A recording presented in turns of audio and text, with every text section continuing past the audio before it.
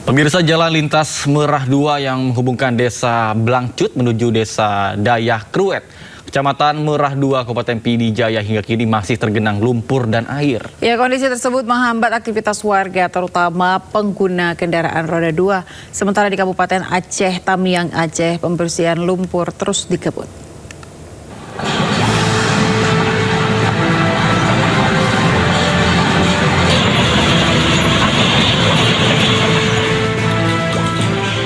Pasca terjadinya banjir bandang susulan di PD Jaya Aceh, jalan lintas Merah 2 tepatnya di desa Blangcut menuju desa Dayah Kruet, di jalan utama penghubung antar desa ini masih tertutup lumpur. Dengan alat seadanya, warga membersihkan rumah secara mandiri. Bahkan sebagian memilih menyewa pekerja harian untuk mempercepat proses pembersihan agar rumah bisa segera ditempati kembali. Warga berharap pemerintah segera membantu pemulihan pasca bencana agar aktivitas kembali normal.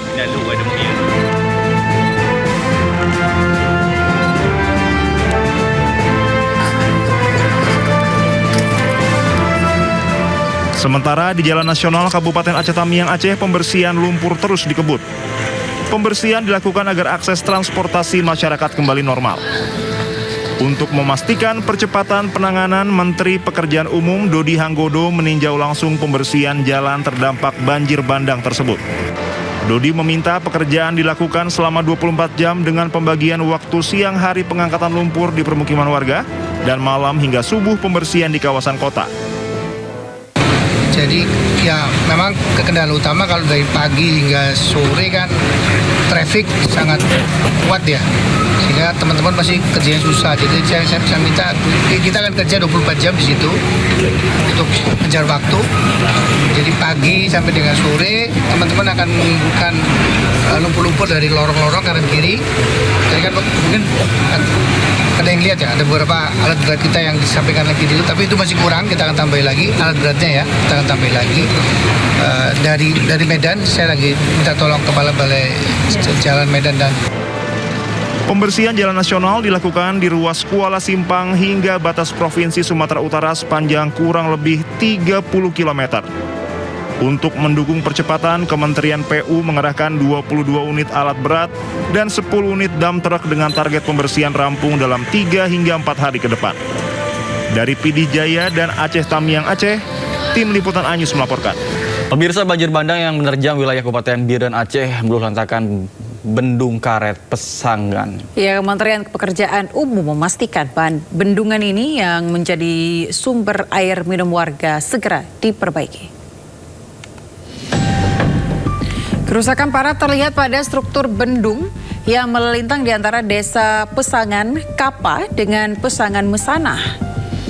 Petugas menyebut kondisi bendung tidak memungkinkan untuk difungsikan secara normal sehingga perbaikan akan dilakukan secara menyeluruh. Rencananya pengerjaan fisik Bendung Karet Pesangan akan dimulai pada awal tahun 2026 setelah seluruh tahapan pembersihan dan asesmen teknis selesai. Saat ini Kementerian PU masih melakukan pembersihan material banjir berupa lumpur, kayu, dan puing yang menutup badan bangunan.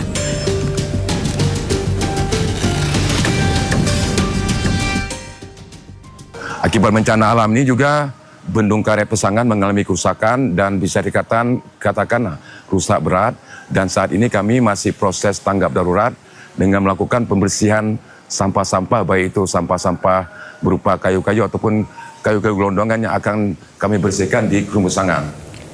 Pemirsa, bencana yang melanda Aceh Utara tidak hanya menyisakan kerusakan, tetapi juga trauma yang mendalam. Untuk memulihkan kondisi psikologis, pemirsa, sejumlah relawan menggelar aksi trauma healing, terutama bagi anak-anak.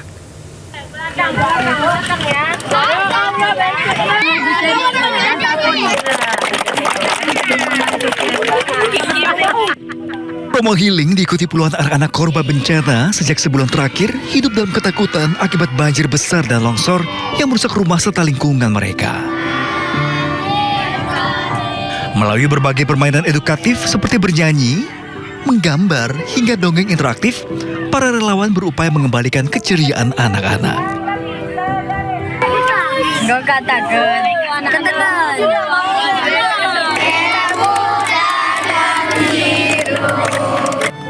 Suasana haru bercampur bahagia terjadi ketika anak-anak mulai berani tertawa dan berinteraksi dengan teman sebaya. Orang tua yang mendampingi pun mengaku sangat terbantu dengan kegiatan tersebut karena perubahan positif mulai terlihat pada anak-anak mereka. Menyenangkan Pak, mudah-mudahan anak-anak yang sudah diarahkan ibu-ibu tadi menjadi cerdas, menjadi orang pintar, bijaksana dan pemberani, dan dapat menyesuaikan diri dengan segala lingkungan. Berarti sangat berharga acara tadi Pak ya? Sangat berharga Pak. Anak-anak merupakan kelompok paling rentan terdampak secara psikologis. Banyak dari mereka takut berlebih saat hujan turun, sulit tidur hingga enggan berpisah dari orang tua. Semenjak datang dari pertama tadi saya perhatikan ada beberapa anak yang memang mereka masih berdampak trauma.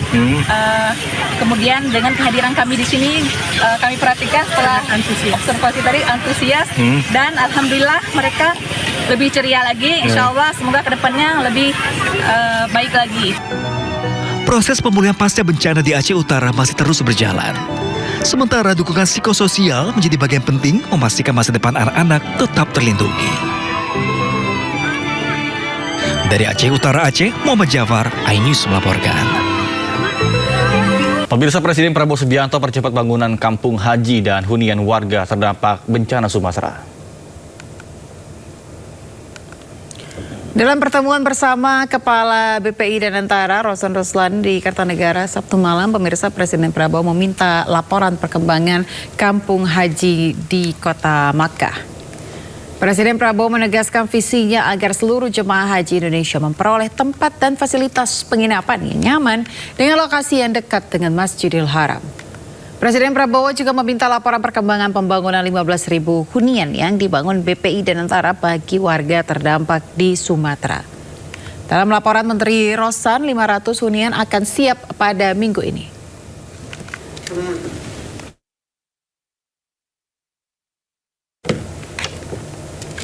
Pemirsa, Jakarta Light Festival memberi warna berbeda di tengah gemerlap lampu jalanan di kawasan Bundaran HI. Ya, meskipun Jakarta Light Festival kental dengan suasana Natal, tetapi kerlap-kerlip lampu di sana tidak hanya menarik minat umat Kristiani, tetapi juga umat Muslim. Di hari terakhir ini, wisatawan semakin ramai. Mereka datang dari dalam kota dan juga luar kota, ingin melihat instalasi lampu-lampu yang panjang sembari mengisi waktu luang saat libur sekolah. Bahkan para wisatawan kagum dengan instalasi cahaya yang dipasang di sekitaran kawasan Bundaran HI seperti berada di luar negeri. Instalasi cahaya ini dipasang di sekeliling kawasan Bundaran HI termasuk di anjungan halte Bundaran HI.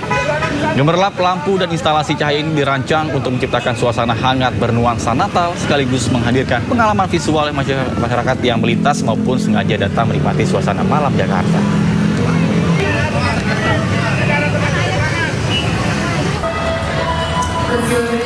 Stasiun Tugu Yogyakarta dipadati penumpang kereta api jarak jauh, baik yang hendak berangkat maupun tiba di Yogyakarta. Berdasarkan data Daopenam Yogyakarta, jumlah penumpang yang berangkat dari stasiun Tugu mencapai lebih dari 14.000 penumpang, sementara penumpang yang tiba sekitar 11.500 penumpang. KAI Daopenam memprediksi puncak arus penumpang terjadi pada Minggu 28 Desember 2025.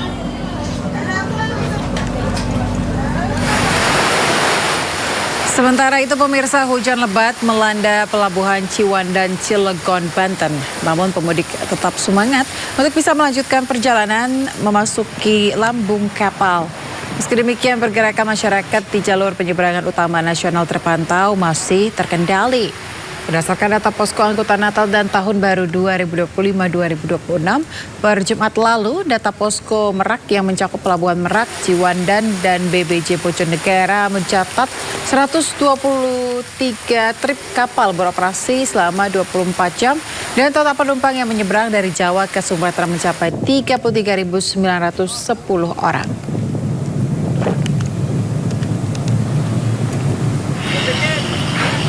Ya, pemirsa, penumpang pesawat di Bandara Soekarno-Hatta banyak yang kebingungan hingga tersesat lantaran counter check-in dipindah maskapai. Petugas harus menggunakan armada khusus untuk mengantar penumpang yang salah masuk terminal agar tidak ketinggalan pesawat.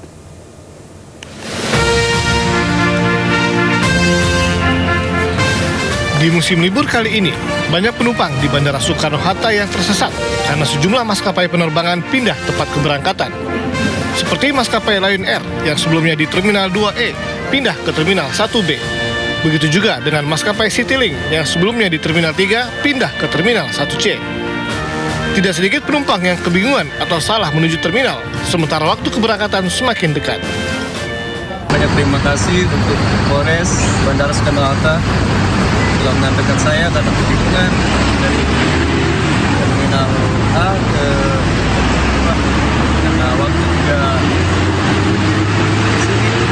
ya Polres mantap.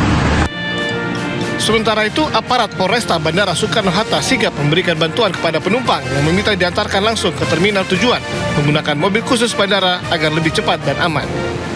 Dalam setiap kegiatan-kegiatan seperti ini, ada atau banyak masyarakat yang memang membutuhkan bantuan kecepatan untuk bisa berpindah terminal. Kemudian yang kedua, banyak juga lansia, ibu dan anak yang memang membutuhkan pelayanan khusus. Polisi mengimbau bagi penumpang yang kebingungan dan salah menuju terminal dengan waktu yang singkat untuk menaiki pesawat bisa datang langsung ke pos polisi yang ada di tiap terminal. Dari Tangerang, Banten, Hasnugara, iNews melaporkan. Terima kasih Anda masih bersama kami di Sidot Sude bersama Senat Arman dan Ayan Ulfus. Ya pemirsa, tergabung dalam Forum Pemuda Surabaya menggelar unjuk rasa meminta pemerintah membubarkan Ormas Madas. Ya, buntut pengusiran paksa nenek dari rumahnya, pemirsa Wali Kota Surabaya membentuk Satgas Anti Premanisme.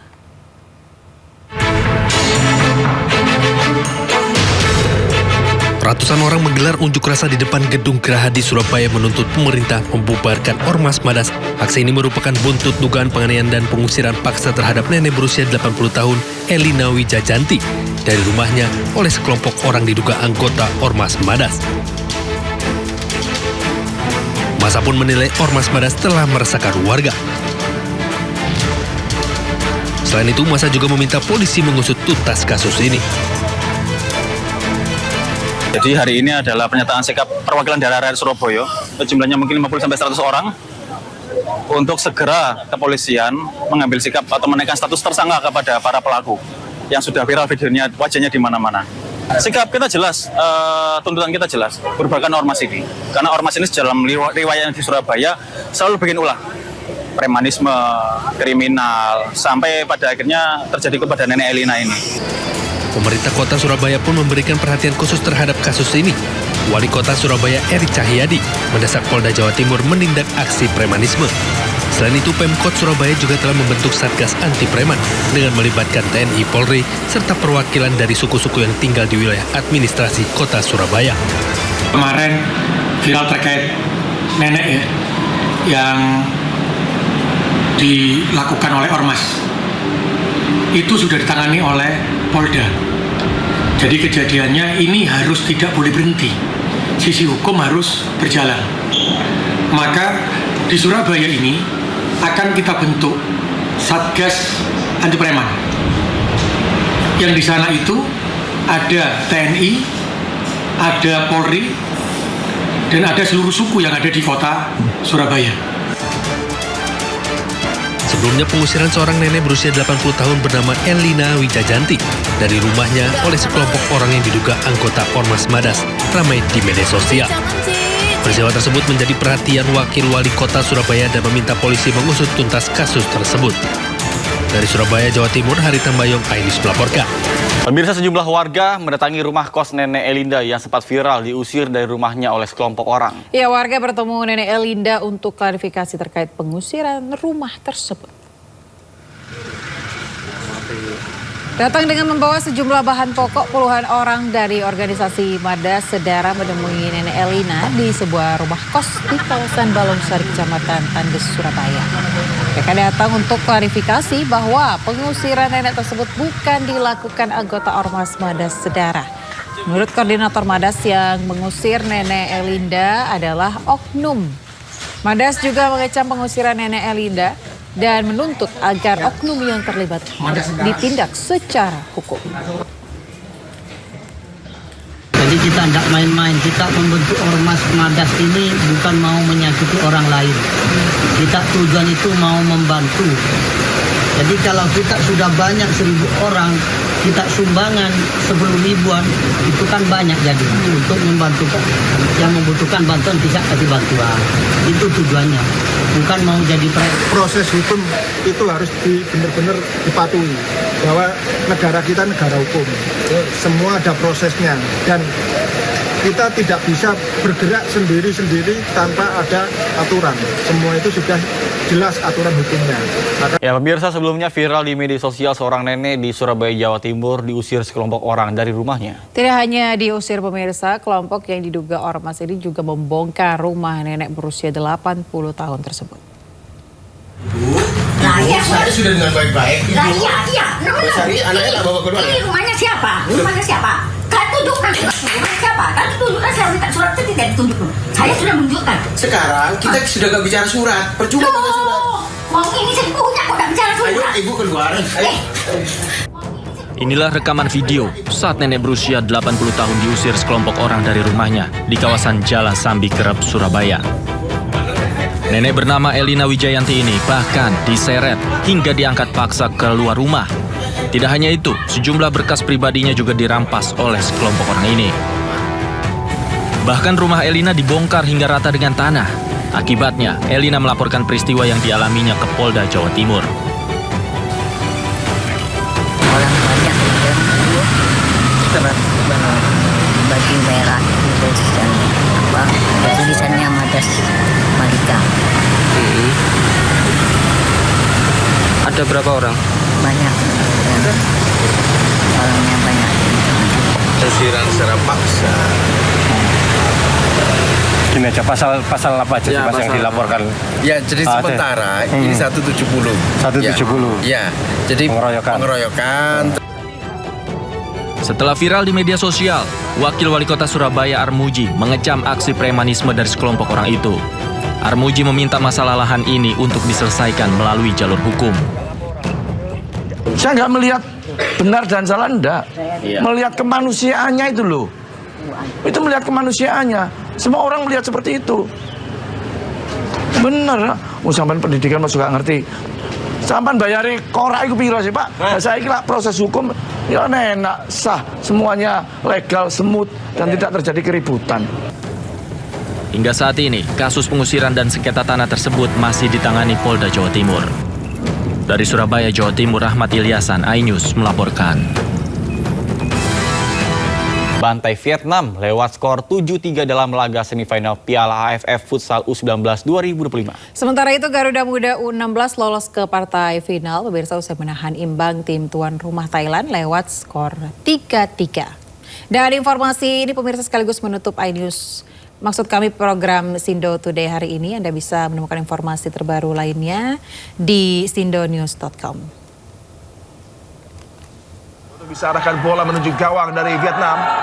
Kali ini Indonesia terdaun. Laga semifinal Piala AFF Futsal U19 2025 mempertemukan tim futsal U19 Indonesia menghadapi Vietnam berlangsung sengit sejak awal. Tim Merah Putih mencetak gol lebih dulu lewat tendangan Dava Erlangga di menit ketiga. Kontribusi yang begitu menggigit Muhammad Dava Erlangga lagi-lagi. Namun 1 menit berselang gol bunuh diri dari Dava justru menyamakan skor. Kiri ada defleksi tadi. Sangat tidak beruntung dan... Menit kelima, Haikal Ayasi menggandakan keunggulan Indonesia memanfaatkan kesalahan penjaga gawang Vietnam. Berujung peluang dan tidak disia-siakan. Haikal yang mampu untuk bisa mengganggu tadi penjaga. Sulaiman Rizky mengubah skor menjadi 3-1 lewat tendangan kerasnya di menit ke-6. Luar biasa kekuatan mental. Vietnam kembali membalas 1 gol di menit ke-7 lewat gol Phu Dau Hoc. Yang terarah menuju ke sisi sebelah kiri. Menit 12, Garuda Muda memperlebar jarak melalui kerjasama Afik, Dava Erlangga, dan Revan Revian. Itu tenang tadi Revan Revian. Unselfish play-nya membuka pertahanan Vietnam. Dan umpan yang dia... Keunggulan 4-2 untuk Indonesia bertahan di babak pertama. Di babak kedua menit 25, Garuda Muda menambah skor lewat sontekan Revan Revian. Vietnam tampil ofensif menerapkan skema power play, mampu mencetak gol di menit 33 hasil sontekan Pang Quang Hoi mengubah skor menjadi 5-3. Kiper Indonesia Guntur Rohmadoni menambah 2 gol lewat sepakan jarak jauhnya memanfaatkan skema power play. Pertandingan pun berakhir dengan skor 7-3 untuk kemenangan Indonesia. Di final, skuad Merah Putih siap menghadapi pemenang antara laga Thailand menghadapi Malaysia. Kalau bisa 2, Ibang, kena. Membuat chemistry para pemain tetap terjaga seperti di laga-laga sebelumnya ya. Jadi memang pelatih juga tidak akan banyak melakukan. Laga sengit semifinal Piala AFF Futsal U16 mempertemukan skuad Garuda Muda menghadapi tim tuan rumah Thailand. Garuda Muda langsung memberikan kejutan dengan unggul lebih dulu di menit keempat. Memanfaatkan kick-in, tembakan kaki kiri Dava Ibnu Ramadan membuat gawang Thailand bergetar pada awal laga. Yang mengarah ke pojok dan berbuah gol bagi Indonesia. Tidak banyak kesempatan yang dimiliki oleh Indonesia, tapi anak-anak muda. Namun Kapten Sunet Tanampop membobol gawang Indonesia di menit ke-7 lewat tendangan kerasnya dari luar kotak penalti.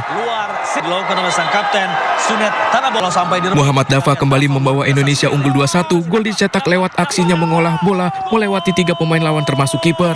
Memperdaya beberapa pemain Thailand. Kalau di sepak bola ada Angkara Messi, di futsal ada Angkara Dava. Kita saksikan 3. Di babak kedua, Husein Messi membawa Indonesia menjauh dari kejaran Thailand dengan keunggulan 3-1 di menit 28.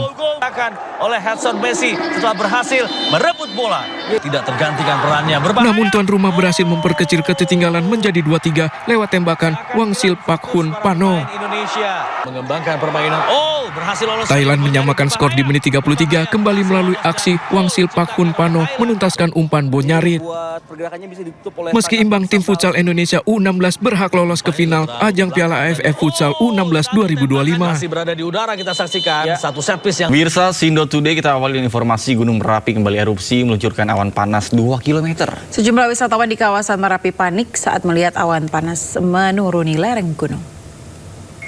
Selamat siang. Di siang hari ini guguran arah barat daya. Gunung Merapi di perbatasan Jawa Tengah dan daerah istimewa Yogyakarta kembali erupsi dengan meluncurkan awan panas guguran sejauh 2.000 meter ke arah Sungai Krasak Sabtu siang. Sejumlah wisatawan yang sedang menikmati libur Natal di kawasan Merapi panik saat melihat awan panas menuruni lereng gunung. Namun tak sedikit warga dan petugas menjadikan erupsi Merapi sebagai tontonan. Balai Penyelidikan dan Pengembangan Teknologi Kebencanaan Geologi atau BPPTKG mengimbau wisatawan di sekitar Bangker Kali Adem Sleman, daerah istimewa Yogyakarta menjauhi zona bahaya. BPPTKG merekomendasikan masyarakat tidak melakukan aktivitas apapun di daerah potensi bahaya. Pada sektor selatan hingga barat daya, kawasan rawan meliputi Sungai Boyong sejauh maksimal 5 km, serta Sungai Bedok, Krasak, dan Bebeng sejauh maksimal 7 km. Sementara pada sektor tenggara, potensi bahaya mencakup Sungai Woro sejauh maksimal 3 km, dan Sungai Gendol hingga 5 km. Selain awan panas guguran, masyarakat juga diminta mewaspadai potensi lahar hujan terutama saat terjadi hujan di sekitar puncak Gunung Merapi serta mengantisipasi kemungkinan gangguan akibat abu vulkanik. BPPTKG masih menetapkan status Gunung Merapi di level 3 atau siaga. Apabila terjadi perubahan aktivitas yang signifikan, status Gunung Merapi akan segera ditinjau kembali. Dari Sleman, Yogyakarta, Heru Trijoko, iNews melaporkan. Pemirsa, diterjang cuaca buruk, sebuah kapal yang membawa barang bantuan karam di perairan Pangkajene, Sulawesi Selatan. 3 orang yang sedang menjalankan misi kemanusiaan meninggal dunia.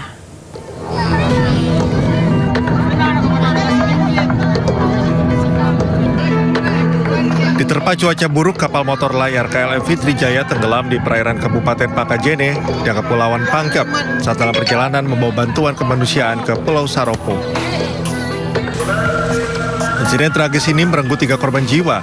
Di antara korban meninggal dunia, seorang camat dan 2 tenaga kesehatan yang tengah menjalankan tugas kemanusiaan.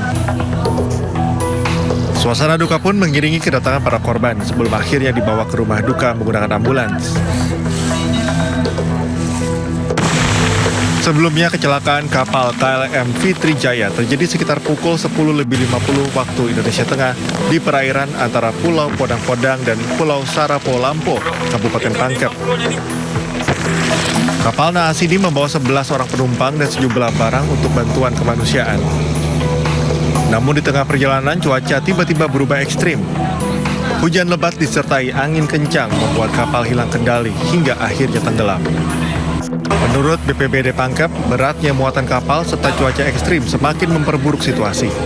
Meski tersedia pelampung di dalam kapal, namun kepanikan membuat sejumlah penumpang tidak memakainya. Penumpang ada 11, kemudian di dalamnya ada material bahan bangunan, sehingga terjadilah musibah itu. Nah, dalam kondisi yang panik itu, tentunya masing-masing menyelamatkan diri. Nah, dalam kejadian ini kemungkinan besar korban ini mengalami kepanikan yang luar biasa sehingga tidak mampu lagi. Seluruh korban saat ini telah dievakuasi ke Pelabuhan Macini Baji, sementara jenazah korban meninggal dunia direncanakan dibawa ke Pangkajene dan Makassar untuk dimakamkan. Dari Kabupaten Pangkep, Sulawesi Selatan, Udin Syahrudin, iNews melaporkan. Pemirsa, kericuhan terjadi saat ratusan warga menggerebek kantor Polsek Parung Panjang di Kabupaten Bogor, Jawa Barat. Warga mengaku geram akibat ulah polisi yang diduga melakukan salah tangkap terhadap 2 santri atas dugaan kasus pencurian kendaraan bermotor.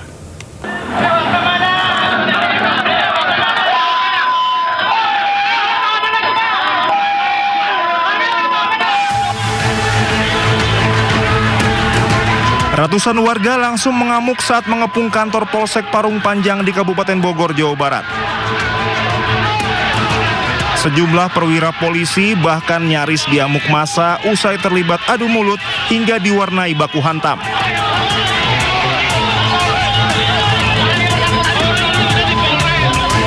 Massa juga meluapkan kekesalannya dengan mengobrak-abrik fasilitas halaman kantor.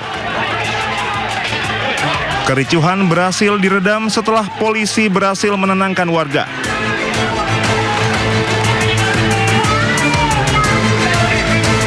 Warga mengaku geram akibat ulah polisi yang diduga melakukan salah tangkap terhadap 2 santri atas dugaan kasus pencurian kendaraan bermotor. Dari Kabupaten Bogor, Jawa Barat, Iwan Setiawan, iNews melaporkan. Akibat curah hujan yang tinggi, banjir juga melanda di Desa Maranting, Gunung Batu, Tebing Tinggi, Kalimantan Selatan. Hujan deras yang mengguyur Kabupaten Balangan dan sekitarnya sejak Jumat memicu banjir bandang. Salah satu titik terdampak di kawasan objek wisata Maranting, Kecamatan Tebing Tinggi, Kabupaten Balangan, Kalimantan Selatan. Bahkan seorang warga di Desa Maranting meminta tolong dengan merekam kondisi di sekitar rumahnya yang sudah terendam banjir bandang. Dari video yang dikirimkan terlihat air deras mengalir dan merendam perkampungan sejumlah warga, di mana sejumlah warga bertahan di dalam rumah dan berpegangan pada pohon. Dilaporkan sejumlah warga juga menyelamatkan diri dengan bertahan di atap rumah.